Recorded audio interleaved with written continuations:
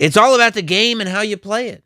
All about control, and if you can take it, all about your debt, and if you can pay it, it's all about pain and who's going to make it. I mean, I don't know about, inflicting pain on people, but the beginning of that lyric is incredibly close to reality. I have been a proponent of new kayfabe, the art of storytelling in professional wrestling in 2022 for years now. Years. And if there is there's ever a more clear-cut showcase of new kayfabe, it is the career story arc of Triple H, who has gone from being a character that is doing everything that he can do, possibly, to get to the top of the mountain and to outwit, outlast, and outsurvive every last foe of his, to a real-life person who has somehow taken the seat that we all thought would be filled until it was filled by a corpse. That's the Vince McMahon seat, specifically in creative. And we talked about it last week. The question was, what is this going to look like? And I personally felt like it would definitely be a very, very gradual change. I felt like, in the beginning, we may not even realize that there's somebody else kind of steering the ship. In the beginning, it may be business as usual as we just allow the company to kind of find its feet and slowly start to implement change so that the people watching at home and the general audience doesn't even know that anything has changed. It's just business as usual. I thought that was going to be the case. I was dead ass wrong. Triple H has decided to come in and say, look, I've got the seat. I am going to do what I think is right, and I'm going to live and die by that sword. And I think that there's nothing you can do but respect that, right? For somebody to come in, because that's the easy way. The easy way is to come in nice and slow and say, let's just do what we were doing, and then eventually we'll slowly start to make changes. No. Triple H has decided to come in and say, we're going to do some things that people know. Everybody watching absolutely knows I'm the one that's behind this, which means if this succeeds, I'm a genius. But if this fails, I'm the one that's failing with it. That's ballsy, my friend, especially when you're taking over an empire that has defined an industry for decades now. Decades. And you're going, well, nothing we can do but what we think is right. So let's do what we think is right. Triple H would be asked a lot when he was running NXT, how do you make your decisions and stuff? And he said many, many times in many, many different interviews that he ran NXT in some ways putting on the show that he as a fan would like to see. This is something that we have to wrap our heads around, that the person who is running creative and talent for WWE right now is a person who loves wrestling. It's not a person who is business first. As a matter of fact, the business isn't even technically the responsibility of the person in that seat. See, the last person that was in the creative seat of WWE, the business side of WWE was also falling in their lap. Now, we've got half the company being run on the creative end and the other half being run on the business end, and it's different sets of people running both sides of the company. Stephanie McMahon and Nick Khan are over here dominating the business side of it, and Triple H is over here dominating the creative side of it. And I think that that's just such a beautiful thing, especially because Triple H is, no pun intended, but if there was really no pun intended, would I be saying it? A student of the game. The game is a student of the game. It's true. It's true. Why is Triple H in the position that he's in? Because he loves wrestling. It's not because he's trying to make $1 billion. It's not because he's trying to take something and turn it into something different. It's because he loves wrestling. Just a kid in New Hampshire wanting to be a wrestler because he grew up watching wrestling. So he goes to wrestling school and he trains with Killer Kowalski.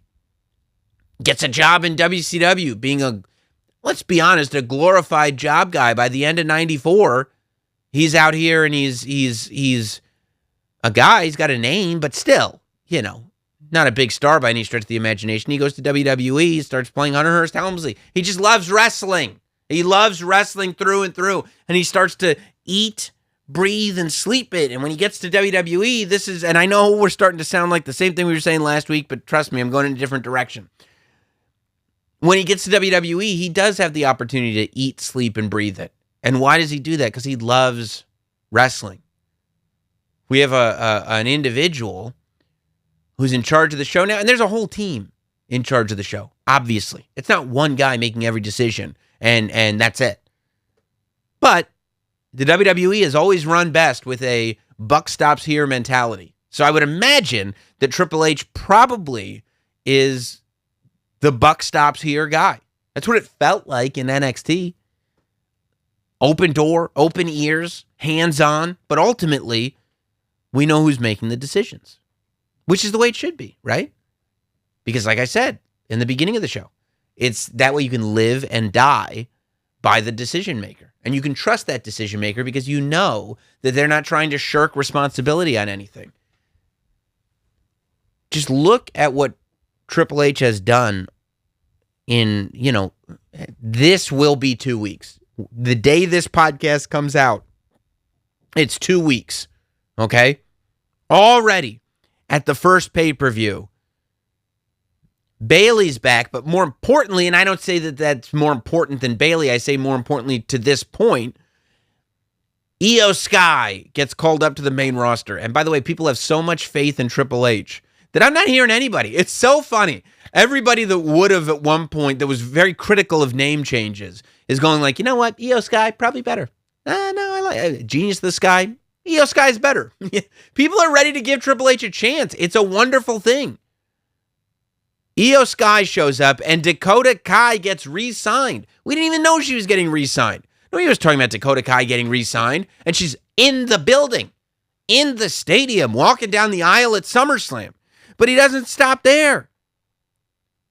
Becky Lynch goes back to being a good guy, something we have been wanting for months, a year. Since she showed up a year, we've been asking for that. Since she showed up to SummerSlam, and we all went, wait a minute. Is she a villain? Is Becky Lynch a bad guy? That doesn't make any sense to me. And Becky made it work. Don't get me wrong. Becky did everything in her power. Becky made it work. But ultimately, that voice saying, we just want to cheer for her, never went away. And Triple H was like, what's that? 6 days in power? 5 days in power? Yeah, we'll make Becky a good guy again. We go to Monday Night Raw. And if there was any doubt, I go, okay. Maybe he's just throwing us a bone at SummerSlam. Maybe he's just throwing us a bone, giving us a little Io Sky and Dakota Kai. We've been watching NXT, black and gold. We're the NXT faithful. He's throwing us a bone. No problem. We get to Monday Night Raw. Tommaso Ciampa wins not one, but two massive matches. Ciampa wins a triple threat match, and then he beats AJ Styles to the point where he's now cutting promos on social media and building to a United States Championship match on Monday Night Raw with Bobby Lashley. That airs tonight. By the time you're listening to this, maybe it's already happened. And while I don't think Ciampa walks out of Monday Night Raw the United States champion, within one program, One Monday Night Raw show. One night. All of a sudden, we're looking at Ciampa like he is a threat to Bobby Lashley. Maybe I've got rose-colored glasses on. But I'm not going, oh, the Miz's right-hand man is facing Bobby Lashley. I guess this is just a nice pushover match. This is just to make Bobby look strong. That's not the feeling that I get, because beating AJ Styles is a big deal. Winning a triple threat match is a big deal. Having a mini tournament, winning that thing, I mean, it's not a fluke. It's not cheating. He won. And I'll tell you something, in my view, Ciampa is one of those guys that you give him the opportunity and he's going to take everything he can. He's going to get everything he can out of that opportunity. I can't imagine how he must have felt walking into Monday Night Raw, finding out he's getting a victory in the triple threat and a victory over AJ Styles and a title match next week. And how about a title match next week? How about the fact that we're actually getting... Now, maybe I'm putting the cart before the horse here. Maybe we don't get, because in years past, we would have this whole big build-up and then no title match would happen or there'd be some kind of schmaz or whatever. But it feels like we're actually going to get a mini build. We're actually going to get a tiny little payoff from week to week by having this Ciampa-Bobby Lashley match. That's amazing. How about we go to SmackDown? How about the fact that Shayna Baszler wins a gauntlet match? We haven't seen Shayna Baszler look like that since she first got to the main roster and won that Elimination Chamber match. Shayna Baszler was everything Shayna Baszler could be in black and gold NXT. And we've had minor glimpses of that on the main roster. But we haven't seen it, really. We saw it in the one match. She took everybody out, but then what happened after that? Nothing. We've gotten to a point now where it's like, okay, we're building these matches, and it's really interesting because Triple H is wasting no time. He's building scenarios where it will just heave credibility at people, right? He looks at Ciampa, and instead of saying, over the next 6 months, I'm going to make you my pet project, he goes, oh no, tonight, you're my pet project. Not, over the next 6 months, I'm going to build your credibility and eventually we're going to get you that match with Lashley. Nope. We're going to create a scenario where we can do that in one night. And then we get to SmackDown. Can we do that with Shayna Baszler? Yes. And, by the way, in years past, it would have been like, how are we going to do that with Shayna Baszler? Oh, I've got an idea. Let's do the exact same thing we just did on Monday Night Raw. Don't pretend it wouldn't have happened, because it would have happened. Where we would have just gone like, okay, we'll have 2 triple threat matches, and then the winners will face each other, and it'll be Shayna Baszler, and it would have been the exact same thing that just happened on Raw, except with different people involved. No. How do we get the same result? How do we take somebody that can have that level of credibility and give it all to them in one night without doing the exact same thing we just did on Monday night? How about a gauntlet match? Boom, let's do a gauntlet match. Shayna Baszler is now a serious threat to Liv Morgan. And not that it's that difficult to make Shayna Baszler a serious threat to Liv Morgan, but you do have to do the work. And the work was done. Shayna Baszler is that person. Shinsuke Nakamura is out here getting victories. Huh? Shinsuke Nakamura's got a title match now coming up. Why? Why would Shinsuke have a title match? Well, he beat this guy. There's actually a response. There's actually an explanation as to why these things are happening. How about the announcement that the women's tag team title tournament is actually happening? Boom. How about this? You want a tag title tournament? You're going to get a tag title tournament on Monday. Not like, okay, that's on my list. There's not, like, you would think, here's how I thought it was going to go down. Triple H was going to have this list. Eventually, we're going to get to that. Eventually, we're going to get to that. Eventually, going to get, nope, we're doing it now. Now. Let's move. Let's move. And we've got the women's tag title tournament coming up. And there's a faith in it, right? Because the women's tag team championship in NXT meant something. It didn't mean nothing. Hasn't meant nothing. I wonder if the plan was to get rid of the Women's Tag Team Championship in NXT, and that's why they had Cora Jade throw one of the titles in the garbage.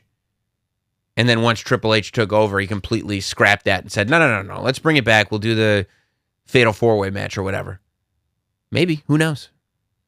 And then, as if there was any mystery as to who was running the show, as if there was any mystery as to whether or not things were truly changing, Drew McIntyre is confronting Roman Reigns. A scenario we've seen before. But we haven't seen it like this before, because all of a sudden, a black and white bird shows up on the screen. Some music that we've heard before. Do, do, do, do, do, do, do. Karrion Kross shows up on SmackDown. That was like the moment. That was the moment where you're going, all this stuff that's happened leading here, maybe you could say, it's probably because of Triple H. Oh, that's probably, maybe it was going to happen anyway, but probably because of Triple H. Dakota Kai, probably because of Triple H. Shayna Baszler, probably because of Triple H. Ciampa, really probably because of Triple H. But when Karrion Kross comes back, and it's Karrion Kross in the form that we wanted to see Karrion Kross in from the beginning, it's Karrion Kross in a form in which he never lost to Jeff Hardy in 90 seconds. It's Karrion Kross in a form that he's not just walking to the ring without any pomp and circumstance, where he's not doing it without a manager or an escort or a valet, I guess. He doesn't have bondage gear on. Karrion Kross made such an impression on SmackDown that it made a lot of us forget that Drew McIntyre called Roman Reigns a queef on broadcast television. And Drew McIntyre should get a little bit of applause for that, no? Drew McIntyre should get some credit for that. I don't think anybody, I think people, and there were rumors and stuff, but I think that people generally thought that, yeah, there's a good chance that Karrion Kross will be back. Nobody saw it happening on SmackDown. And again, it makes you wonder, with all the leaks and all the dirt sheets knowing everything, nobody knew Dakota Kai was going to show up at SummerSlam. Nobody knew Karrion Kross was going to show up at that SmackDown. I hadn't heard one word about the tag team women's tag title tournament coming back. It's like all this stuff that, yeah, you can say, well, the dirt sheet said that Karrion Kross was coming back. Yeah, but they didn't say he was on SmackDown. We're getting surprised again, dude. We are getting surprised in the best possible way. And the Karrion Kross thing, to me, changed everything. Because I would have said, yeah, Karrion Kross would be great to add to the main roster. But man, did they leave a bad taste in people's mouths with his last main roster run. They screwed up his main roster run something fierce the last time he was in WWE, to the point that he was released and people were like, how? That was the era of how. Karrion Kross was like the tipping point. It was the Aleister Blacks, the Adam Coles, the Karrion Krosses. How? We're not feeling that way anymore. We're not asking that question anymore. And it seems to me that because people were so happy that the original Karrion Kross presentation returned. Because when Karrion Kross first debuted on NXT Black and Gold, it was during the pandemic.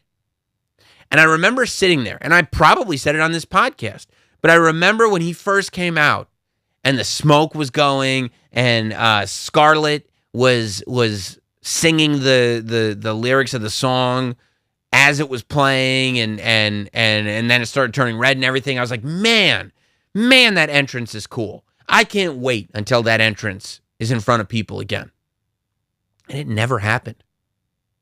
They never did that entrance in front of a full crowd.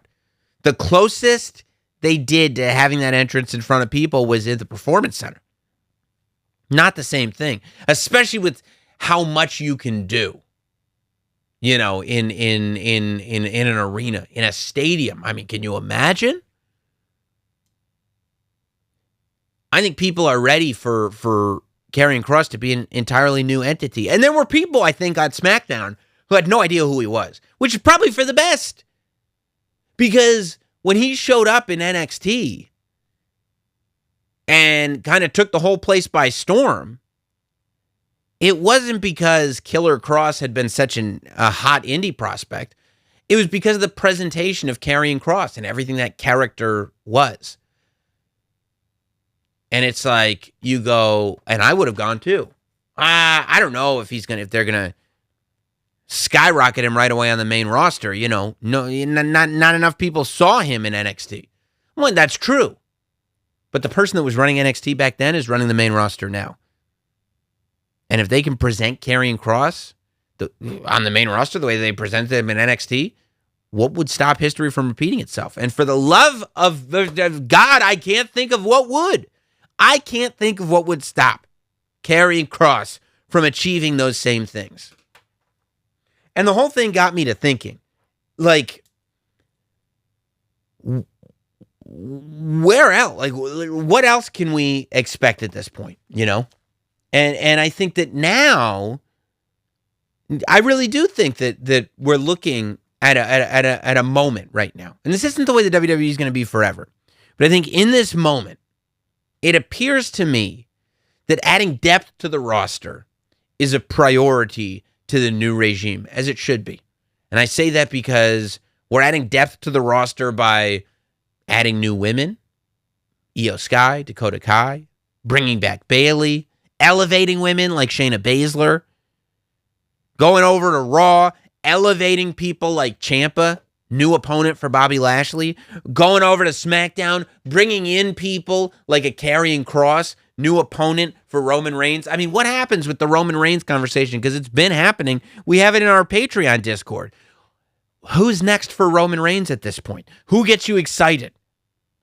Because realistically, in terms of opponents that Roman has not faced, Randy Orton is pretty much the only match left. Of course, we're going to want to watch another match with Drew McIntyre. He has fought Drew McIntyre before, but I'm down for another Drew McIntyre match. I'm down for another Seth Rollins match. I'm down for another Riddle match. But ultimately, who hasn't he faced? Randy Orton, that's one. Cody Rhodes will be back. Karrion Kross. But, I mean, does the Roman Reigns story keep going the way it's been going? The thing about wrestling a lot of times, when you get very creative people who are very passionate running the show, and this is the way it is for all forms of entertainment, a lot of times they want to tell their stories, right? When you are shooting a movie and halfway through another director takes over, more often than not, even the part that the previous director shot is moved around so that the story can better reflect the vision of the current director. If you've got a new producer that's working on an album with a band and he comes in halfway through the project, a lot of times the entire album takes the shape of what that producer in the second half wants the album to sound like. When it comes to WWE, while I doubt that we're going to have stories just thrown out the window, ultimately, whoever's in charge of telling the stories is going to want to tell their stories. Triple H is clearly, one thing is clear. Based on the last couple of weeks and everything I just pointed out to you, to me, Triple H is not in that seat to tell someone else's stories. And when I say someone else's stories, I'm not talking about the current talent, right? I think Triple H is the type of guy who will hear stories that the talent themselves want to tell. If AJ Styles says, I want to work with this person, here's the story I want to tell. Yeah. I'm talking about stories that were started before Triple H took power. We know who on the roster is sitting there going like, hell yeah, it's great that Triple H is here. You do wonder if there are people on that roster that are going, oh, okay, I might have to refigure out the way I'm doing things. I don't know who that would be, but there could be people that are feeling that way. I mean, look, I don't think Roman is going to be put on the back burner by any stretch of the imagination. Roman Reigns is the hottest story being told in WWE right now.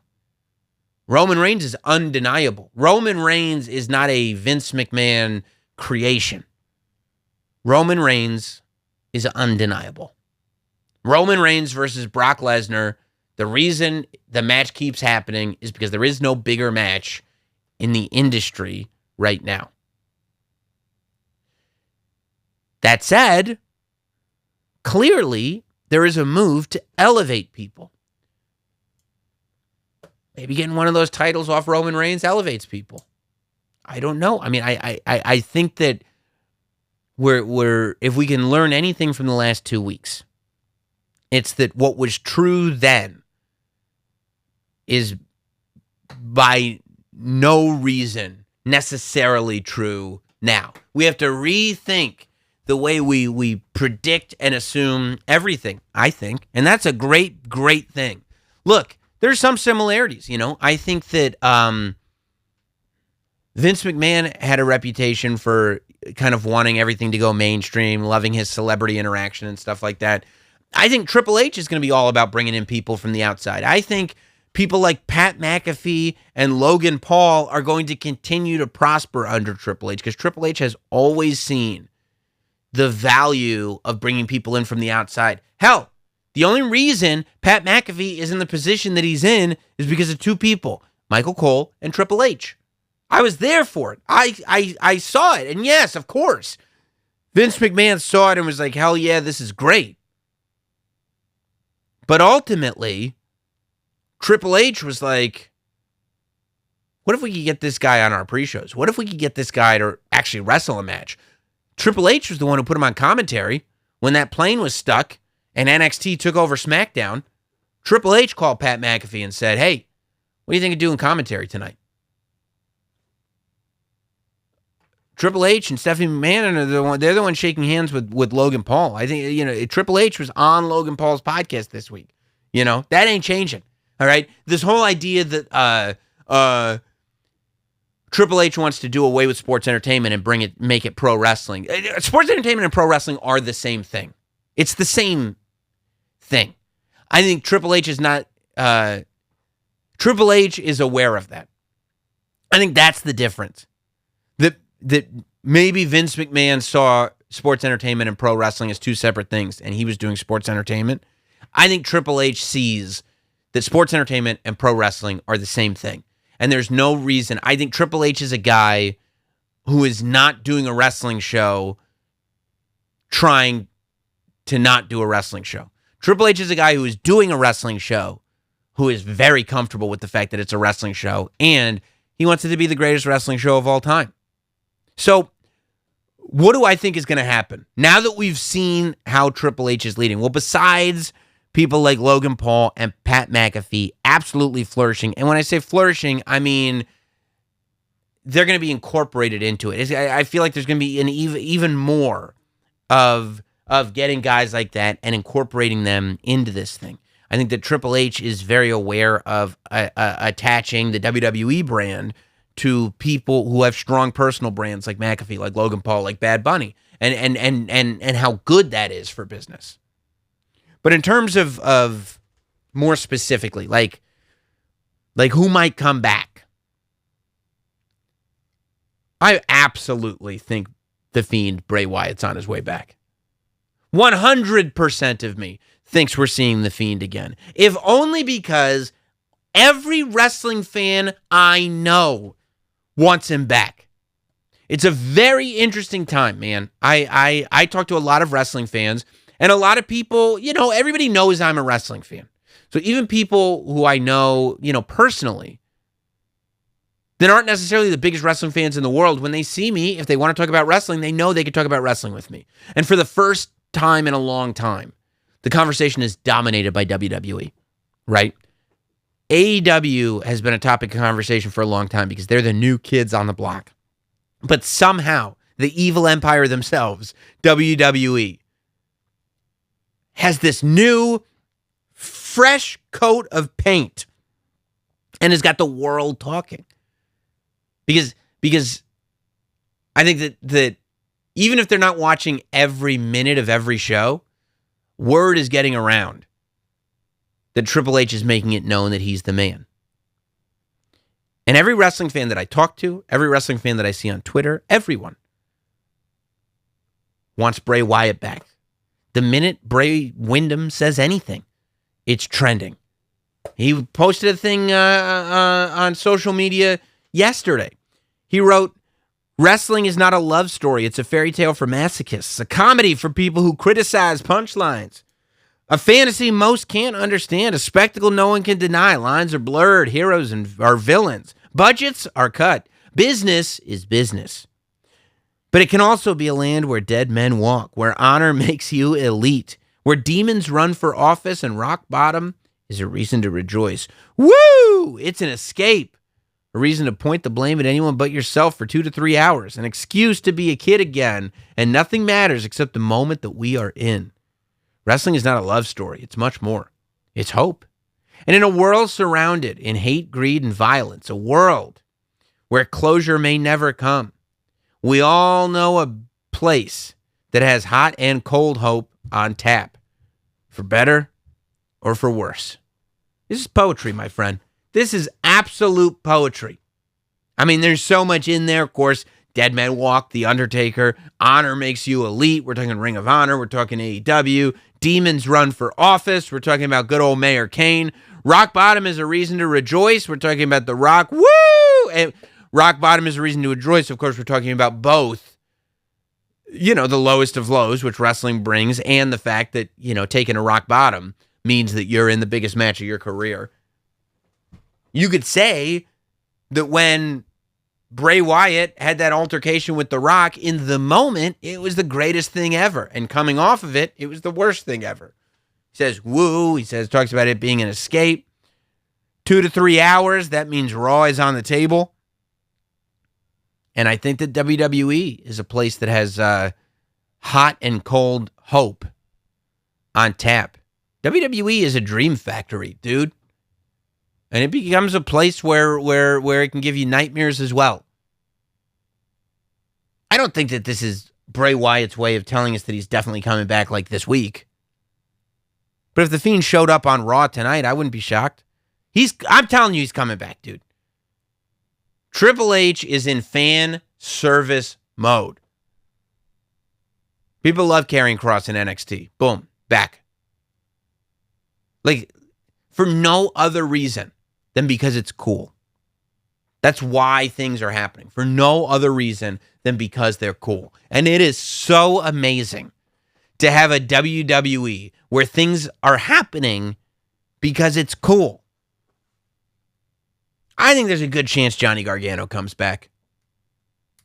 I think if you look at what's happening with Ciampa, if you look at what's happening with Karrion Kross, I can't imagine that Johnny Gargano doesn't look at this and go, yeah, maybe I should give old Papa H a call. Unless Papa H has already called Johnny. I wouldn't be surprised if those phone calls are happening.